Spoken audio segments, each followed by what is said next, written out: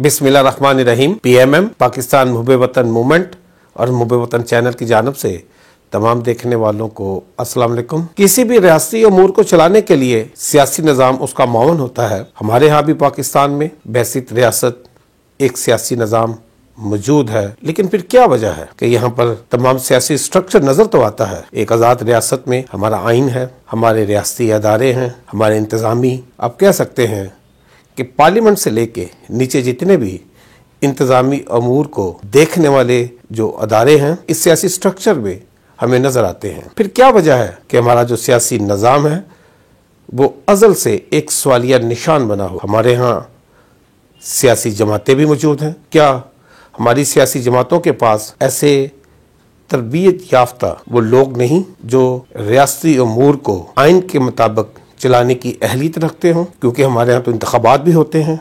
एक जदीद रियासती निज़ाम जमहूरियत वो इस मुल्क में राइज भी है। हम देखते हैं कि इस बटे हुए मुआशरे में हमारी जो सियासी जमातें हैं उनके शायद अपने अपने गिरोह हैं।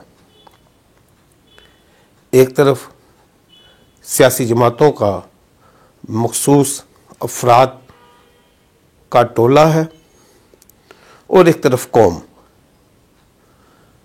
जो सियासी जमातों के अपने मनपसंद चाहने वाले, उसकी कुर्बत हासिल करने वाले शायद सियासी जमातें जो हैं वो शायद उन्हीं लोगों को बहैसियत कौम जानती है।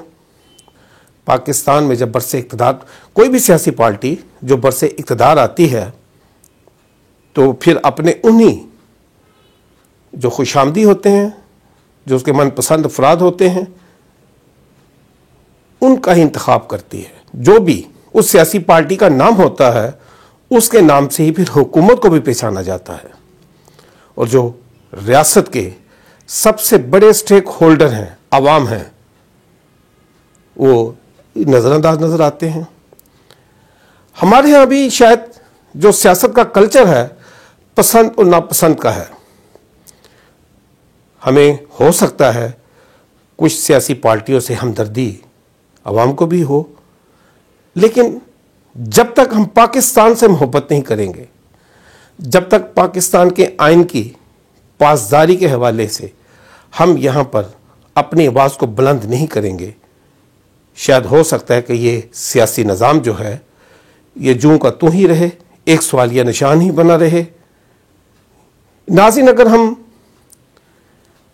छोटी सी अपनी ज़रूरियात ज़िंदगी की एशिया को ख़रीदने के लिए किसी भी बाज़ार का रुख कर लें, ख्वा किसी ने घर में कोई खाना पकाने के लिए सब्ज़ी लेनी हो, फ्रूट लेने हो या और कोई भी जो उसकी बुनियादी ज़रूरतें हों, बाज़ारों में जाएं तो शायद हमारी ये कोशिश होती है कि हम कोई मयारी चीज़ का इंतखाब करें।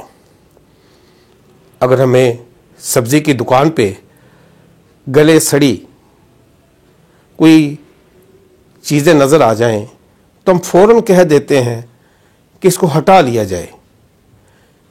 किसी से अगर बदबू आ जाए उसको उसी वक्त छोड़कर अपने हाथों को साफ करने की कोशिश करते हैं और बिल्कुल मुर्दार चीज़ों से जो हराम हैं खाने पीने में उनसे भी इज्तनाब करते हैं।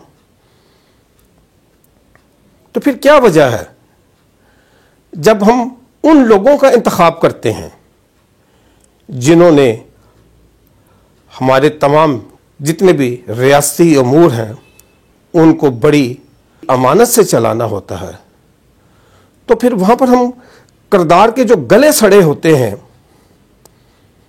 जो इखलाक के बदबूदार होते हैं, जो ज़मीर के मुर्दार होते हैं,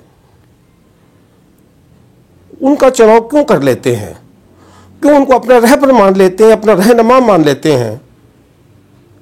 यही शायद इस सियासी निज़ाम की सबसे बड़ी नाकामी है कि हम इसके अमूर जो इसके अहलियत रखते हैं उनके हाथों में नहीं दे पाते। यकीनन फिर वही जो किरदार के गले सड़े, इखलाक के बदबूदार और ज़मीर के जो मुर्दार अफराद होते हैं, वो फिर ताफन फैलाते हैं जिसे हम बदबू कहते हैं। फिर हम गिले शिकवे भी करते हैं। इसके लिए कुछ जिम्मेदारियां बहैसियत अवाम, बहैसियत कौम हमारी भी हैं, बहैसियत शहरी, कि हम अपनी आंखें खोलें, हम इस सियासी तकसीम के जंगल से निकलें और उन लोगों को अपना रहबर बनाएं या अपना तर्जमान बनाएं जिनके अंदर किरदार की पुख्तगी हो, जिनके अंदर कमिटमेंट निभाने का अहद हो। जब तक हम इस सियासी तकसीम को छोड़कर पाकिस्तान से मोहब्बत नहीं करेंगे, शायद हो सकता है सियासी निज़ाम है ये कभी भी नहीं बदल पाएगा। इसको शायद आपने ही बदलना है अपनी नस्ल के लिए। हमें नजर आता है, हम देख रहे होते हैं, हम उनको जानते हैं कि ये जो इस वक्त पैसे खर्च कर कर अपनी रियाकारी का ढंढोरा पीट रहे हैं, क्या ये अवाम के हक में हो सकते हैं? क्या ये कौम के तर्जमान बन सकते हैं? क्या ये हमारी रहनुमाई के काबिल हैं?